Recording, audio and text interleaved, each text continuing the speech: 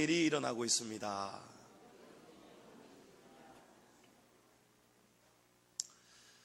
서부 아프리카에 여러 원주민들이 살아가고 있는데 그 중에서도 마찌족이라고 있다고 합니다. 이 마찌족은 감사합니다라는 그 인사, 그 말의 뜻이 내 머리가 흙 속에 있습니다 라는 뜻이라고 합니다. 은혜와 감사에 대해서 예의를 표할 때 이 마찌족은 머리를 땅에 닿도록 숙여서 인사하는 그런 민족입니다. 그러니까 자기 머리가 흙 속에 들어갈 만큼, 흙 속에 파묻힐 만큼 감사합니다, 이런 뜻으로 이 마찌족은 감사합니다라는 인사를 드린다는 거예요. 반면에 이 마찌족 중에서도 감사할 줄 모르는 사람을 가르칠 때 이 말의 뜻이 무엇이 되냐니까 주둥이를 닦는 사람이 돼요. 주둥이를 닦는 사람. 아이고 은혜를 모른다 저 사람, 이러는 게 마찌족 말로 저 주둥이를 닦는 사람, 이런 뜻이라는 거예요. 우리말로 치면은 입을 싹 닦아버린다는 거예요. 은혜를 받고도 감사함을 입었는데도 싹 되돌아서 가지고 입을 닦아버린다는 거예요. 시침이 떼고 모르는 척하면 안 된다는 거예요.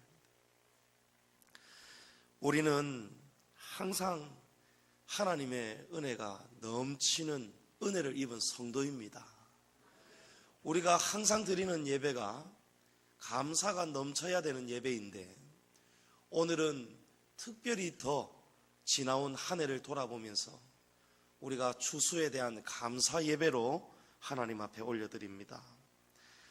마찌족이 사람에게도 일반적인 은혜에도 머리를 땅에 숙이면서 내 머리가 땅에 파묻힐 만큼 인사를, 감사를 하는데 오늘 저와 여러분이 하나님 앞에 갚아야 되는 은혜, 드려야 되는 감사는 찬송가 가사처럼 하늘을 두루마리 삼고 바다를 먹물 삼아도 하나님께 받은 그 감사를 우리가 다 쓸 수가 없다는 것입니다.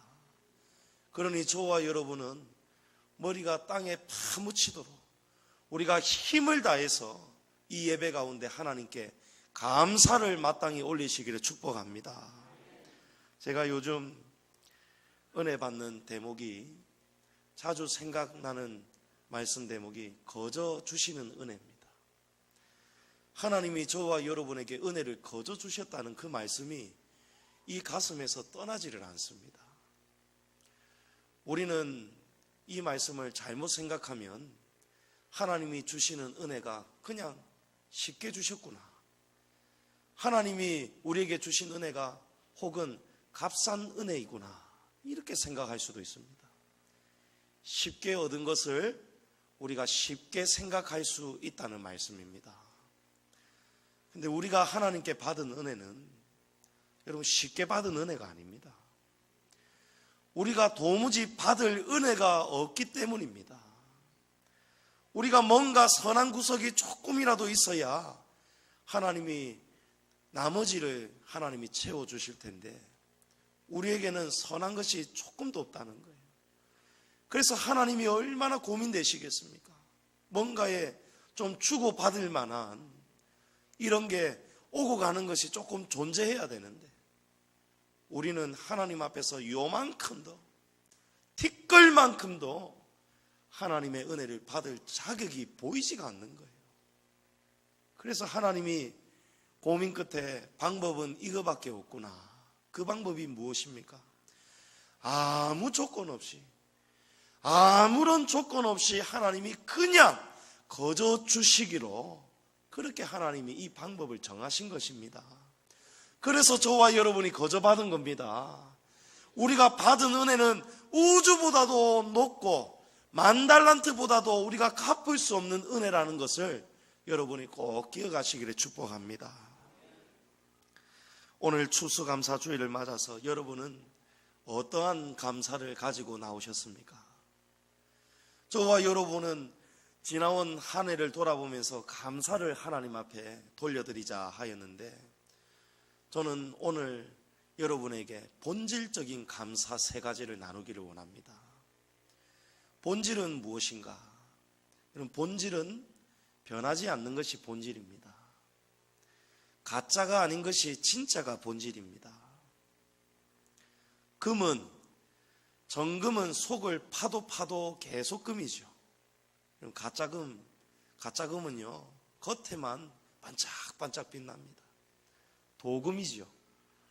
그런데 이 금은 시간이 가면 갈수록 벗겨지면서 가짜가 드러나는 거예요. 가짜라는 것을 누구나 다 알고 나중에는 속았다는 생각이 드는 거예요. 본질적인 감사는 뭐냐면, 환경에 좌우되지 않고 저와 여러분하고 상관없이 항상 감사해야 되는 그 감사가 본질적인 감사입니다. 올 한 해가 여러분 많이도 무더웠지요. 또 경기가 불경기라고 합니다. 소상공인들이 좋은 세상을 기대하였는데, 이 좋은 세상이, 정부가 바뀌었다고 이 좋은 세상이 오지 않더란 말입니다. 많은 사람들이 어려운 때를 지나가고 있다고 합니다. 그러면 저와 여러분이 지난 한 해를 힘겹게 살아왔다면, 어렵게 살아왔다면, 저와 여러분이 지금 질병 가운데 있다면, 이 병이 고쳐지지 않고 여전히 고통 중에 있다면, 그러면 저와 여러분이 하나님 앞에 오늘 같은 날, 지나온 한 해를 돌아보자, 지금까지 살아온 지난 날들을 돌아보자 할 때에 감사한 것이 적을 수가 있단 말이에요. 적을 수도 있고 작을 수도 있다는 거예요. 그러면 이 감사는 환경에 따라서 감사가 넘칠 때도 있고요, 감사가 작아지고 줄어들 때도 있는 거예요. 여러분, 그것은 본질이 아니라는 겁니다. 그것은 진짜 감사가 아니라는 거예요. 진짜 감사는 영원히 변하지 않는 것이 진짜 감사임을 여러분이 믿으시기 바랍니다. 오늘 이 다윗의 시편은 그 표제가 여러분 성경에도 아마 쓰여져 있을 것입니다. 성전 낙성가입니다.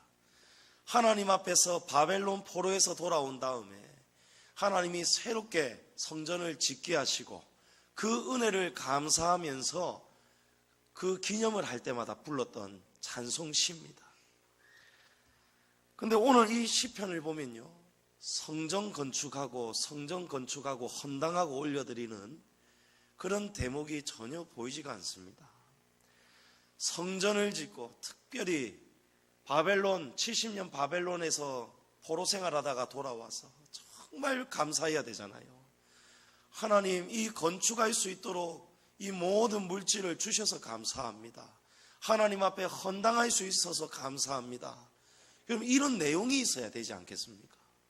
그런데 다윗은요, 그런 게 감사가 아니라는 거예요. 그런 것도 당연한 감사지만 그런 게 감사의 조건이 되어버리면은 이 감사는 이랬다가 저랬다 하는 게 감사가 되는 거예요.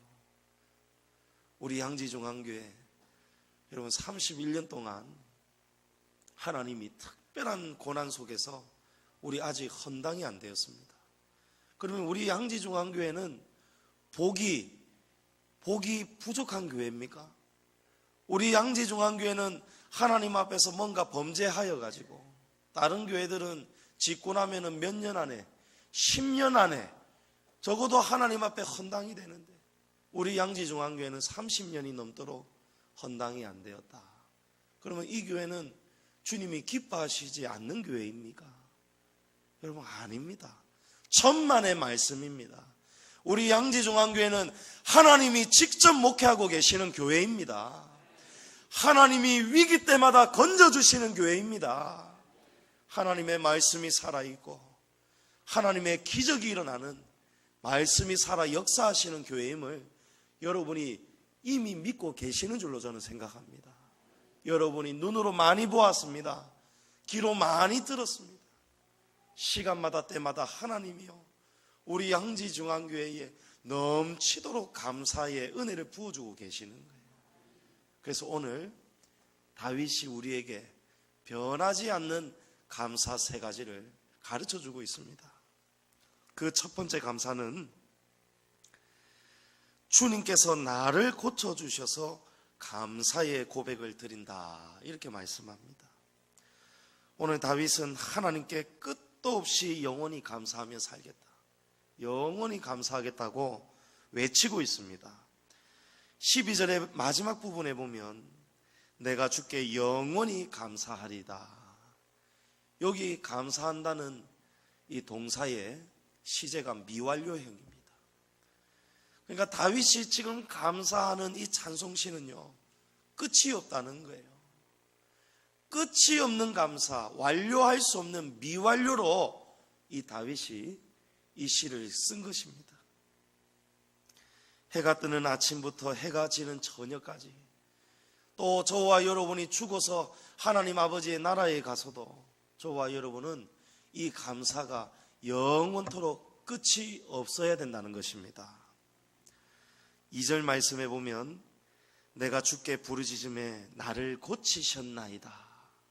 여러분, 하나님은 우리가 부르짖을 때에 저와 여러분을 고쳐주시는 분입니다. 3절에서 여호와께서 무엇을 고쳐주셨는가? 하나님이 무엇을 고쳐주셨는가? 여호와께서 내 영혼을 스올에서 끌어내어 나를 살리사 무덤으로 내려가지 아니하게 하셨나이다. 여러분, 다윗이 하나님께 부르짖었대요. 부르짖었는데 하나님이 고쳐주셨답니다. 하나님이 무엇을 고쳐주셨다고 고백을 합니까?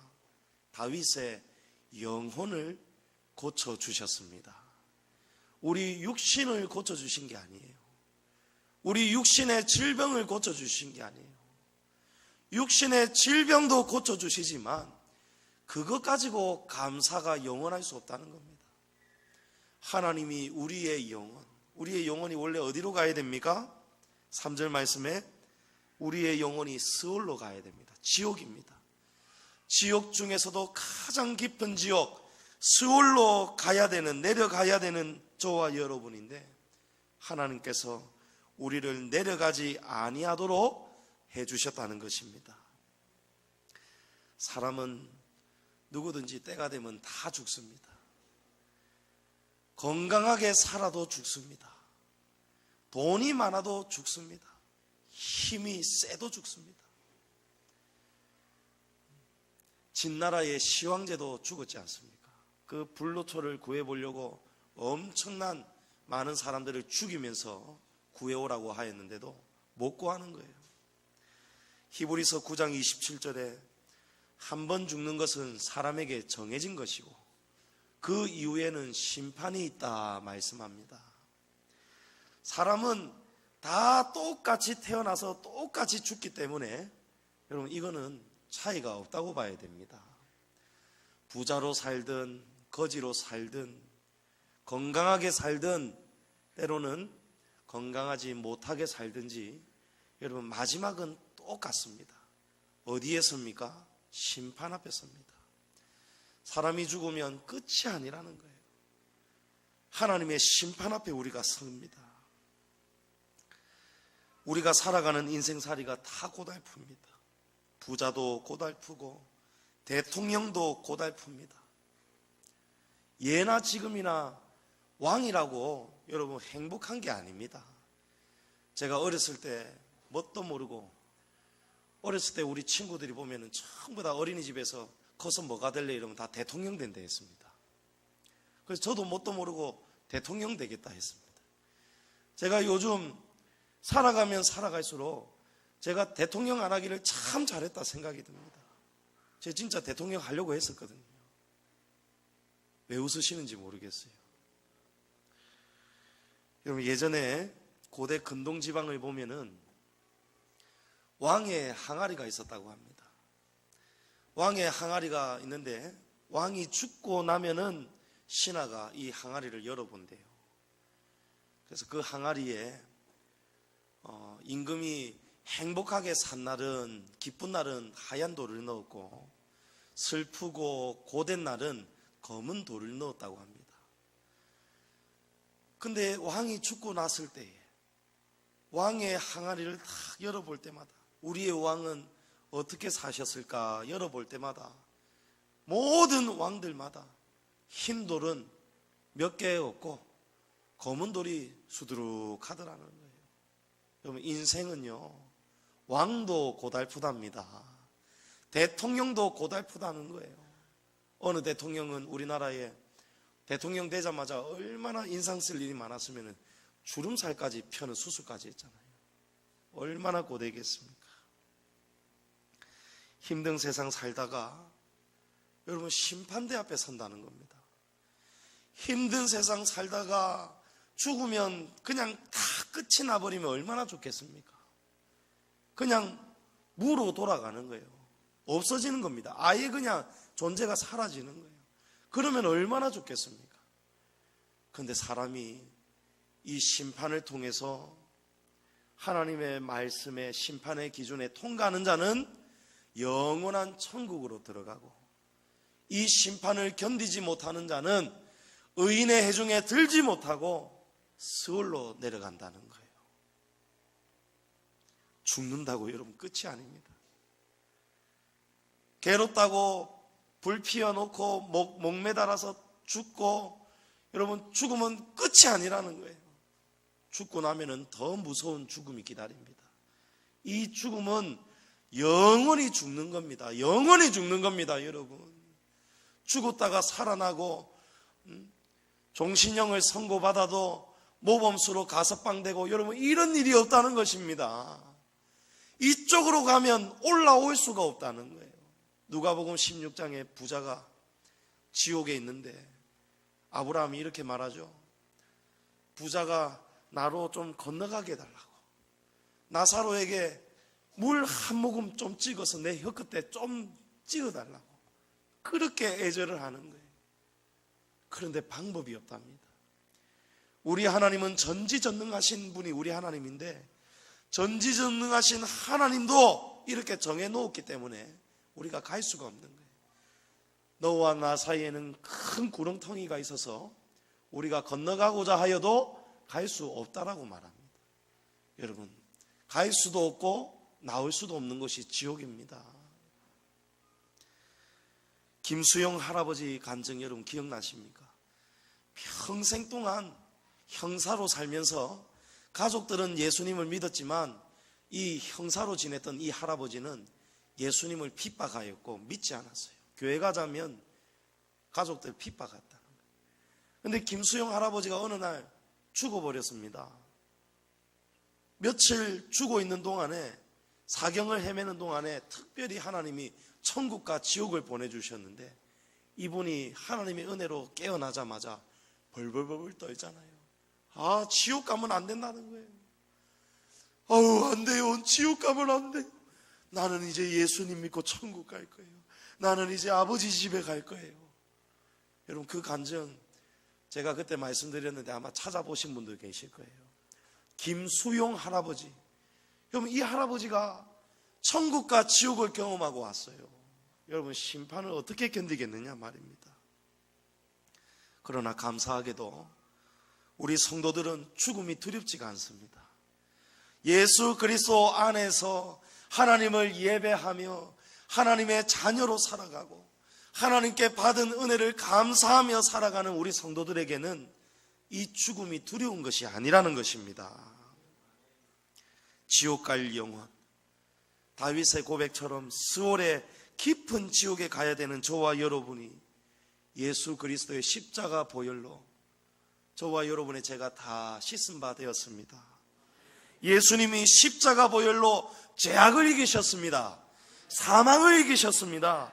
저와 여러분을 물에서 건져주셨습니다. 지옥에서 건져주셨습니다. 여러분, 이것이 본질적인 은혜입니다. 이것이 영원히 감사해야 되는 감사의 제목입니다.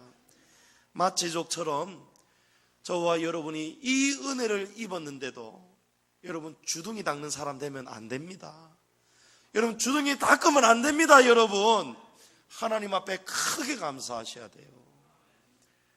여러분, 심장이 고장나 보십시오.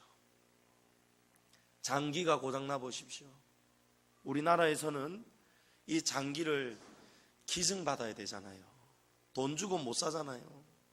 그래서 사람들이 악한 죄를 짓습니다. 저 중국에 가가지고 중국에서는 사형수들 총살할 때 심장을 안 쏘고 일부러 다른 곳을 맞춰가지고 사형수 죽자마자 이 장기를 적출한다고 합니다. 여러분 끔찍하죠.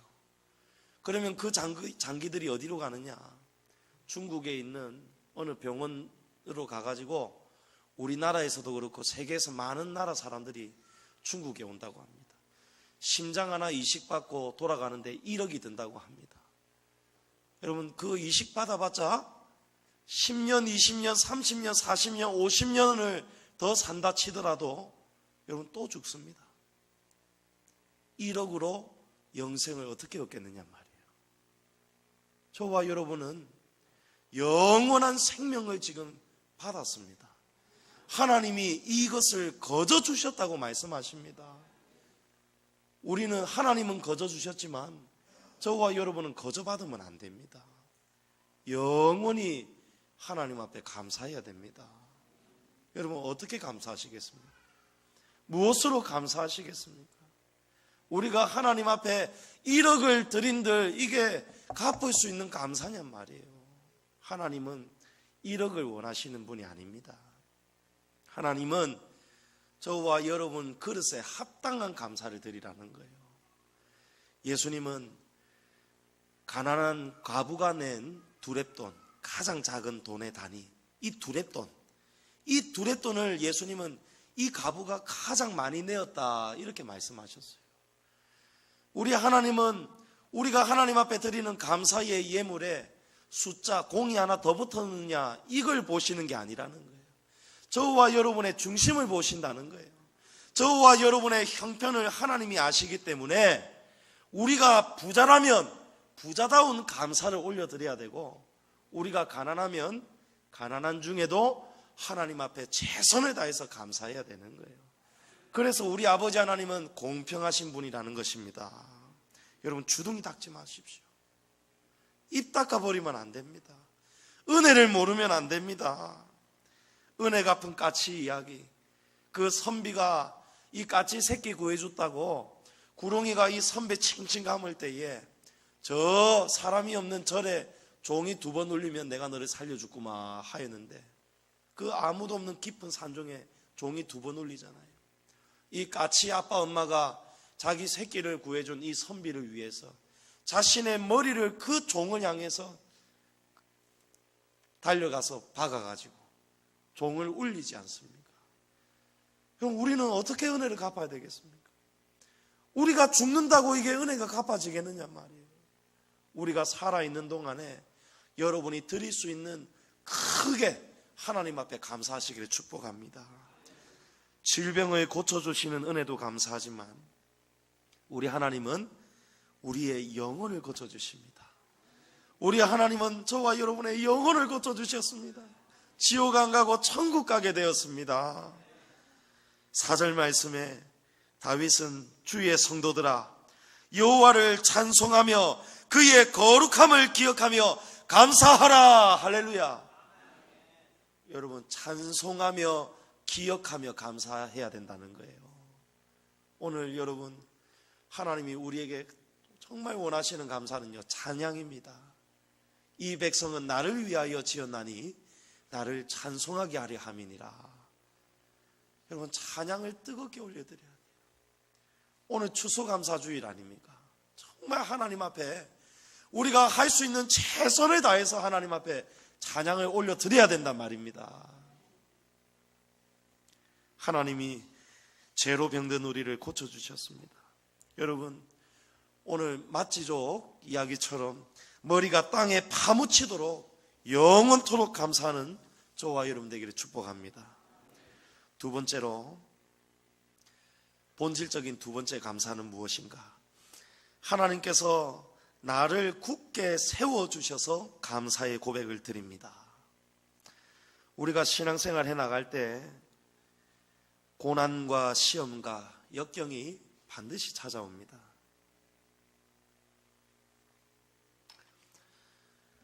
우리가 고난의 찬양을 따라 부르기는 크게 어렵지는 않습니다. 누군가의 고난을 보면서 같이 이 고난을 부르기는 쉽습니다. 고난의 말씀을 듣는 것도 쉬울 수 있습니다. 하지만 실제로 이 고난이 여러분에게 찾아왔다 생각해 보십시오. 죽을 병이 찾아왔다 생각해 보십시오. 여러분, 이 고난 쉬운 것이 아닙니다. 얼마 전에 제가 방송을 우연히 보니까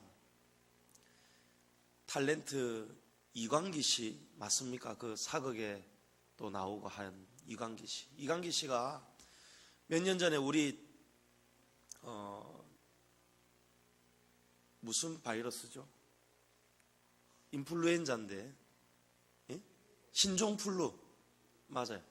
신종플루 갑자기 우리나라에 무섭게 찾아왔을 때 그때 이광기 씨 아들이 신종플루에 걸렸는 거예요. 7살밖에 안 됐거든요. TV에 아이가 살았을 때 동영상 사진 나오는데 인물이 너무너무 이쁩니다. 아들인데도 얼마나 잘생기고 이쁜지 몰라요. 얼마나 또 똑똑한지. 근데 어저께까지 아빠하고 같이 놀고 장난치던 아들이 그 다음날 갑자기 죽어버린 거예요. 여러분, 그거 여러분 감당할 수 있겠습니까? 제가 그 방송 보면서요, 펑펑 울었습니다. 펑펑 울었어요. 무슨 생각이 스쳐 지나가냐니까, 하나님께서, 이광기 씨도 신앙이 좋은 집사님이거든요. 하나님께서 너도 만약에 내가 네 자녀 셋 중에 하나를 데려간다면 너는 내게 어떻게 하겠느냐, 나를 원망하겠느냐, 막 이런 물음이 제 마음속에서 막 생겨나요. 그래서 제 마음속에서 아닙니다. 하나님을 원망할 수는 없지요. 그런데 하나님께서, 제가 이 말씀을 준비하고 있는 중이었는데, 그러면 너 감사할 수 있겠느냐?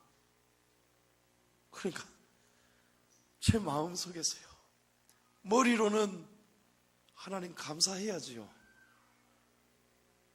그럼 머리로는 감사해야겠다는 생각이 드는데 제가 심장이 떨려서 이 말이 맴도는 거예요.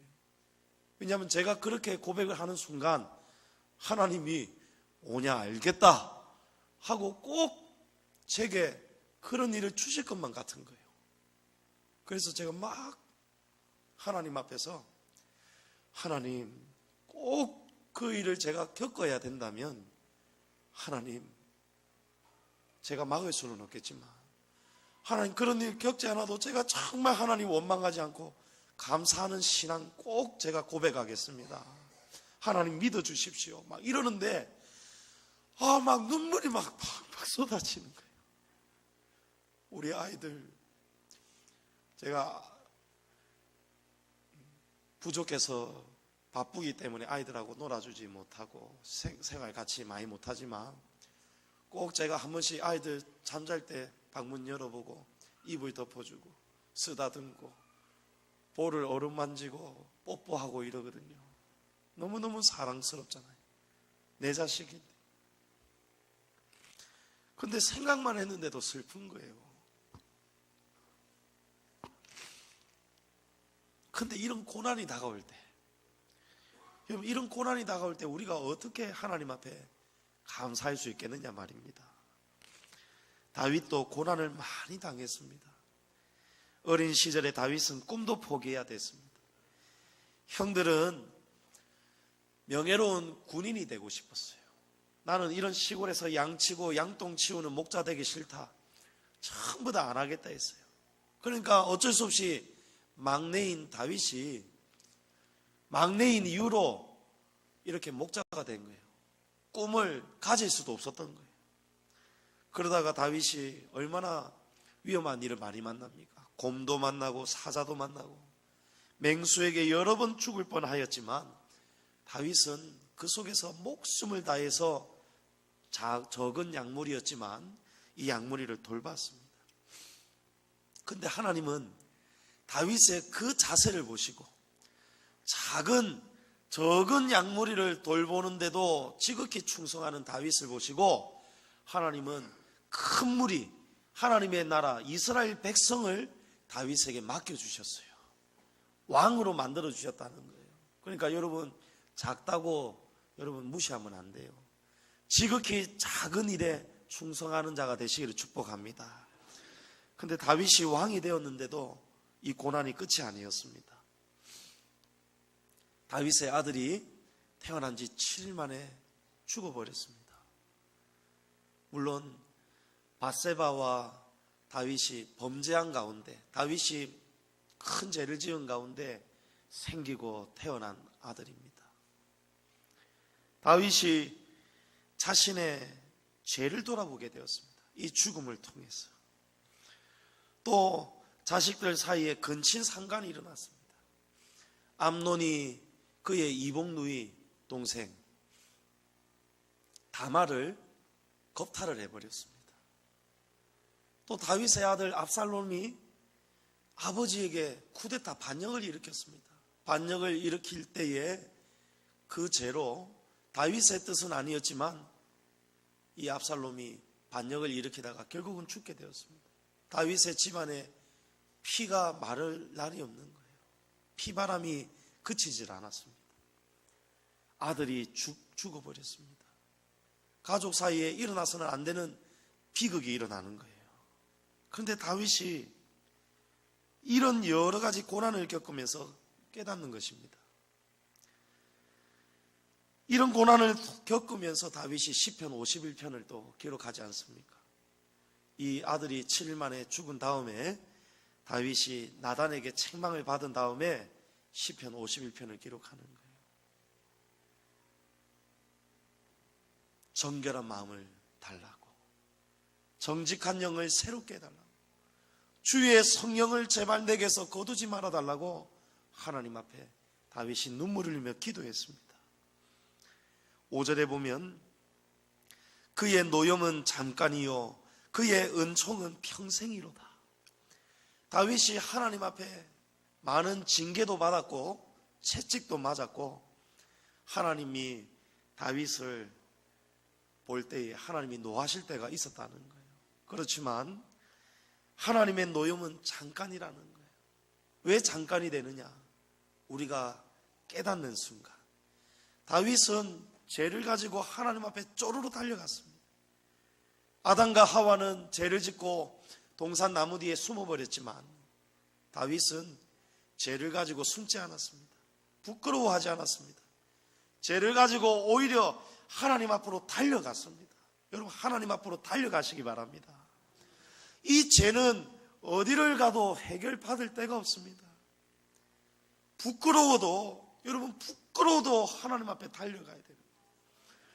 우리 부끄러운 질병에 걸리면은 정말 끙끙 앓지 않습니까? 의사에게 우리의 또 뒤를 보여줘야 될 때, 그런 질병 걸렸을 때 창피하잖아요. 그래도 그 고통 딴 데 가서 해결할 수가 없으니까 결국은 의사 앞에 가서 옷 다 내리고 보이지 않습니까? 여러분, 우리의 죄 부끄럽다 할지라도 여러분 부끄러워하지 마십시오. 부끄러운 죄기 때문에 하나님께로 가야 되는 거예요. 속일 수가 없습니다. 하나님의 노염을 우리가 잘 깨달아야 됩니다. 왜 이 아픔이 왔는가? 왜 이 고통이 왔는가? 왜 내 아들이 죽었는가? 다윗이 깨달았습니다. 왜 내 아들이 태어난 지 7일 만에 다윗이 금식하며 엎드렸는데도 왜 하나님이 이 아들을 데려가셨는가? 여러분, 그 고난 중에 다윗이 깨닫는 거예요. 고난을 통과하고 나면요, 여러분, 은혜는 영원히 지속됩니다.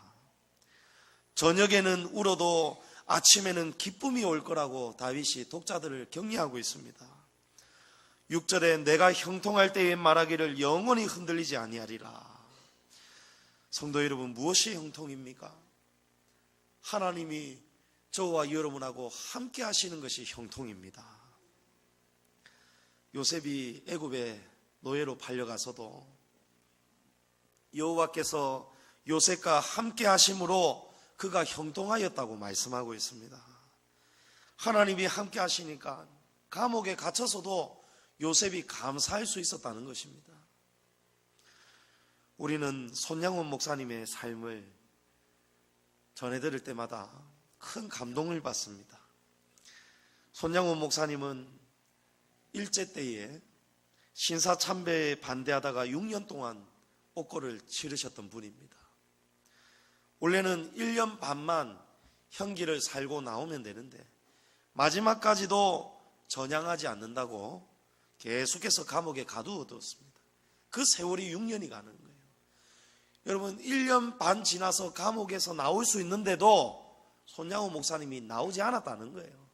왜냐하면 나갈 때 되어서 전향하겠느냐, 신사참배 절하겠느냐, 나는 못한다는 거예요.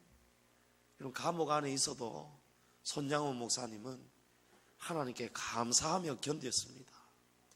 하나님이 주신 은혜를 이 땅에서의 몇 달, 며칠, 몇 년 더 사는 이 파리 같은 파리만도 못한 목숨하고 바꿀 수 없다는 것을 손양호 목사님은 알고 있었던 거예요. 1945년 8월 20일에 8월 20일에 이제 손양호 목사님을 죽이기로 계획을 다 세워놨다고 합니다. 그런데 감사하게도 5일 전에 8월 15일 날 해방이 되면서 목사님이 기적처럼 감옥에서 나왔습니다. 할렐루야죠. 그런데 그로부터 얼마 뒤에 1950년 6월 25일 동란이 터지면서 그때의 여수 순천 반란 사건 때 사랑하는 두 아들을 청년공산당원이 다 죽여버렸습니다. 이 두 아들이 죽은 장례식 날에 손양호 목사님이 이렇게 말합니다. 여러분, 내 어찌 긴 말에 답사를 드리리요. 아들의 순교를 접하고 느낀 은혜로운 감사의 조건을 이야기함으로 답사를 대신할까 합니다. 그러니까 장례식 가운데 많은 사람들이 같이 눈물을 흘려주고 슬퍼해 줬잖아요. 거기에 대한 유족 대표로서 답사를 해야 되는데 그것을 이 순교를 통해서 이 두 아들이 다 유학 가려고 준비하고 있었고 정말 똑똑하고 인물 좋은 아들이었거든요. 그 감사 고백을 몇 가지를 써서 답사를 한다는 거예요. 여러분 여러 번 들으셨겠지만 오늘 한 번 더 들으시기 바랍니다. 첫째, 나 같은 죄인의 혈통에서 순교의 자식들이 나오게 하시니 감사합니다. 둘째, 허다한 많은 성도들 중에 어찌 이런 보배들을 주께서 하필 내게 맡겨주셨는지 감사합니다. 셋째, 삼남 삼녀 중에서도 가장 아름다운 두 아들인 장자와 차자를 바치게 된 축복을 주시니 감사합니다. 넷째로 한 아들의 순교도 귀한데 하물며 두 아들의 순교 주시니 감사합니다. 다섯째, 예수 믿다가 누워 죽는 것도 큰 복이라 하였는데 하물며 전도하다가 총살당한 순교리요. 하나님 감사합니다.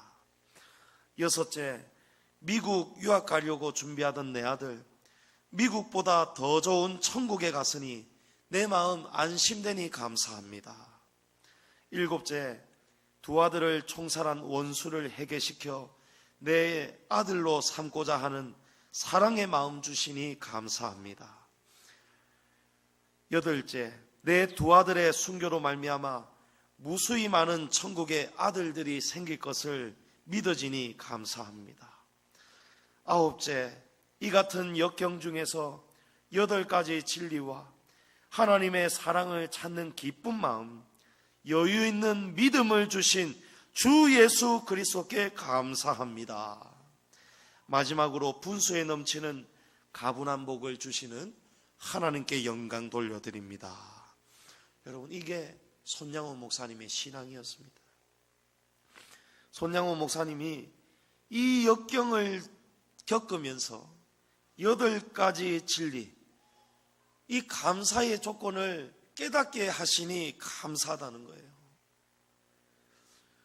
힘들고 어려울 때 우리들을 하나님께서 붙잡아주고 계십니다. 손양호 목사님이 그 순간에 믿음으로 자기를 세워주시고 붙잡아주신 하나님께 이 감사의 고백으로 우리에게 오늘까지 이 은혜를 전해주고 있는 것입니다.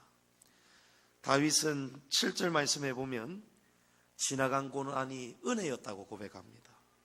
여호와여, 주의 은혜로 나를 산같이 굳게 세우셨다, 이렇게 고백합니다. 여러분, 우리 하나님은 저와 여러분을 믿음 가운데 세워주시는 분입니다. 우리가 힘든 중에도 우리를 세워주시기 때문에 여러분 감사하셔야 돼요. 저와 여러분 오뚜기 신앙이 돼야 됩니다. 저와 여러분 중심에 예수 그리스도의 믿음이 있어야 됩니다. 넘어질 수 있고 또 자빠질 수 있고 실패할 수 있어도 하나님이 우리를 다시 일으켜 세워주실 것입니다. 저와 여러분 중심에 예수 그리스도를 모시시고 우리가 넘어져도 다시 돌아오기를 축복합니다. 마지막으로 다윗이 내게 기쁨 주시는 하나님께 감사의 고백을 드립니다. 본문 11절입니다. 주께서 나의 슬픔이 변하여 내게 춤이 되게 하시며 나의 베옷을 벗기고 기쁨으로 띠띠우셨나이다. 여기 띠띠우셨나이다 라는 표현은 우리가 의복을 입을 때에, 히브리인들이 의복을 입을 때에 가장 마지막으로 입는 의복의 단계입니다. 마지막에 띠를 띄우는 거예요. 슬픔의 베옷이 벗겨지고 이제 옷을 바꿔 입는 거예요. 기쁨의 옷을 입는 마지막 단계입니다. 요한계시록 7장에 보면 흰옷 입은 자들이 나옵니다. 기쁨의 옷은 무엇이냐? 여러분, 흰옷입니다. 계시록 7장에 보면 이는 큰 환난에서 나오는 자들인데 흰옷을 입은 자들이라는 거예요. 이들이 어떻게 해서 흰옷을 입고 나오느냐? 큰 환난에서 나오는 자들이라는 거예요. 큰 환난에서 나오는 자들인데 어린 양의 피에 그 옷을 씻어 희게 하였느니라. 저희가 다시 줄이지도 아니하며 목마르지도 아니하고 해나 아무 뜨거운 기운이 상하지 아니할지니 하나님께서 저희 눈에서 모든 눈물을 씻어 주실 것이리라. 아멘. 이제 고난이 다 지나가는 거예요. 하늘의 해도 뜨거운 해도 또 하나님이 상하지 않도록 지켜주신다는 겁니다. 다윗은 내면을 채우고 있던 슬픔이 이제 다 사라지고 하나님의 은혜로 기쁨이 충만하게 이제 채워졌다, 이렇게 고백을 합니다. 다윗이 베옷을 입고 엎드려서 회개하였다면 하나님은 그 회개를 들으시고 이 베옷을 때가 되면 벗겨주시고 기쁨의 옷을 갈아입도록 도와주실 것입니다. 그리고 저와 여러분이 마지막에는 결국은 기쁨의 띠를 띠고 하나님 앞에서 영원히 하나님 아버지의 집에 거하실 것입니다. 여러분, 고난이 지나갈 때 여러분 기쁨의 띠를 기억하시기를 축복합니다. 제가 지난 주일 오후에 세안교회에 헌신 예배를 인도하러 갔지 않습니까? 그때 우리 성도들이 많이 기도해 주셔서 감사합니다. 제가 갔더니 세안교회 성도님들이 많이 은혜를 받으셨어요. 눈물도 흘리시고요, 웃었다가 막 울다가 웃으시다가 저도 모르게 하다가 보니까 1시간을 설교한 거예요. 여러분은 별로 안 놀라시겠지만 마치고 나서 당의 장로님들하고 둘러앉아서 있는데 그 장로님이 한 분이 이러시더라고요. 세안교회 역사 이래 헌신예배 이렇게 오래 한 건 처음이었습니다, 이러는 거예요. 그런데도 평소 때에 우리 성도들이 조는데도 한 사람도 졸지 않고 너무너무 은혜 많이 받았다고, 다들 얼마나 은혜 받았다고 그렇게 말씀들을 하는지 얼마나 감사했는지 모릅니다. 여러분, 제가 가서 하나님의 말씀을 전하면서 그 말씀의 적용점이라든지 그런 것을 전부 다 우리 양지중앙교회 고난 이야기, 또 제가 당했던 고난 이야기를 했거든요. 근데 그 고난 이야기를 들으면서 성도들이 도전을 얻고요, 은혜를 받더라고요. 여러분, 고난이 당할 때는 힘들고 어려운 것이지만 지나고 나면요, 베옷을 벗을 때가 오고 나면요, 우리가 기쁨에 띠를 띄울 때가 오고 나면요, 이 고난이 얼마나 기쁘고 감사한지 모릅니다. 고난이 주는 유익이 영원하다는 것을 여러분 기억하시기 바랍니다. 18세기 영국의 시인 조지 하버트라는 사람이 있습니다. 이 사람이 아름다운 기도시를 남겼습니다. 하나님, 당신은 내게 너무 많은 것을 주셨습니다. 이제 한 가지만 더 주십시오. 감사하는 마음을 주십시오 라고 했습니다. 여러분, 사람이 모든 것을 다 받아도요, 마지막까지 가장 원해야 되는 마음은요, 감사하는 마음입니다. 사랑하는 성도 여러분, 이 감사하는 마음이 넘치시기를 축복합니다. 이 감사를 놓치지 않도록 하는 이 기도가 저와 여러분의 영원한 기도 제목이 되기를 축복합니다. 감사의 계절에 하나님의 은혜를 깨달아서 더욱 감사하시고, 여러분, 고통 가운데 우리의 영혼을 고쳐주신 하나님께 영원히 감사하시고, 우리가 고난 중에도 흔들리지 않도록 우리를 산같이 세워주시는 하나님께 영원히 감사하시고, 마지막으로 우리에게 영원한 기쁨을 주시는 하나님께 영원히 감사하시면서 복된 성도들이 다 되시기를 주님의 이름으로 축복합니다.